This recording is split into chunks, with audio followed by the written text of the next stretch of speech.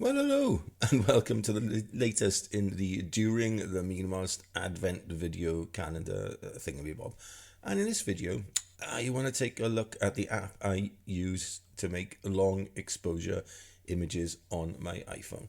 Now, I use an app called Slow Shutter, and it's available in the iOS App Store, and I'd imagine it, or something similar, is available for Android-based phones, but don't quote me on it, I don't know. Now, I do enjoy a little bit of long exposure photography now and again. I mean, just take a look at these images made earlier this year. But when it comes to making these images on my phone, well, it's not as easy as it is on my Fujifilm X-H2. Excuse me, it's cold. The major problem is the maximum or minimum, whatever you want to call it, shutter speed you can get in the phone app. I think it's something like 1/3 of a second, and not really long enough in a lot of cases to get that dreamy look, that you may be after.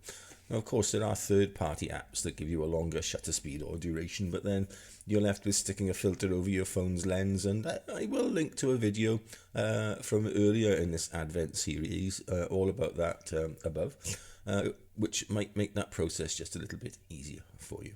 Now, you can also use live photo to create long exposures, and here's how you do that.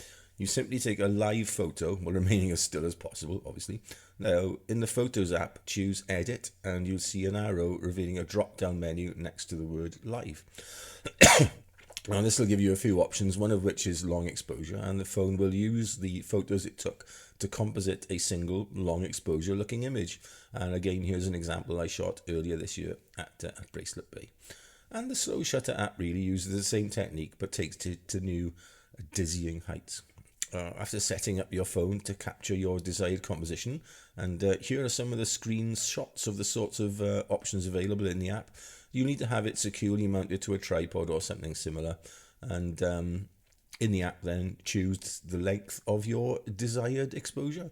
Now, I prefer to just use bulb, and the exposure starts and stops on the press of a button, and you therefore can decide when to stop taking pictures, making up the composite image. It's actually built in front of you. It's a piece of cake, really, and quite exciting watching your image change in front of your very eyes from like a still to dreamy blurriness. You can also then go back after you shot your image and simply use the slider to change the amount of blur after the event if you want.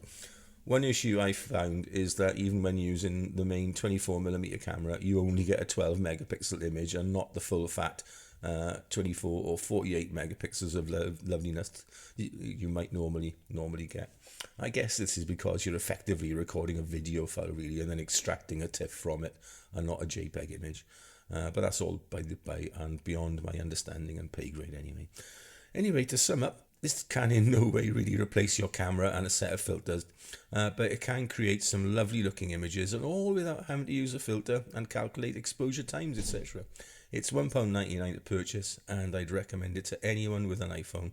Just check the compatibility of yours with the app before you buy, as it might not work on some older phones that don't have, the live photo option.